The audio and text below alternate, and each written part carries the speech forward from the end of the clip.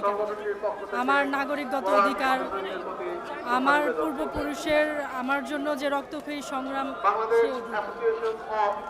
Overall ২১ মানে হচ্ছে আসলে আমাদের দেশের পুনর্জন্ম, আমাদের ঐতিহাসিক যে আমাদের হাজার বছরের যে ইতিহাস আছে তার সাথে হচ্ছে আরেকটি নতুন অধ্যায় তৈরি করে দেয়। আমি প্রতি বছর আসা হয় বলতে আমার মনে হয় আমি যখন পৃথিবীতে এসেছি তখন থেকে মনে হয় আমার বাবা না, আমার মা, আমার স্কুল পারিবারিকভাবে প্রতি বছরই এখানে আসা হয়, কখনো মিস হয় না।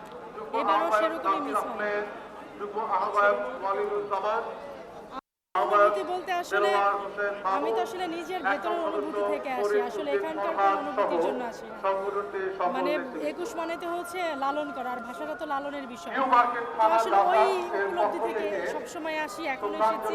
তবে আসার আগে অনেক রকমের আশঙ্কা ছিল, বাসা থেকে বলেছে, তারপর হচ্ছে আমার ফ্রেন্ড সার্কেল আরও সবাই বলেছে যে গেলে প্রবলেম হতে পারে, এই সেই হ্যাপি যেটা অনেক কিছু, কিন্তু আমার কাছে মনে হয়নি যে এই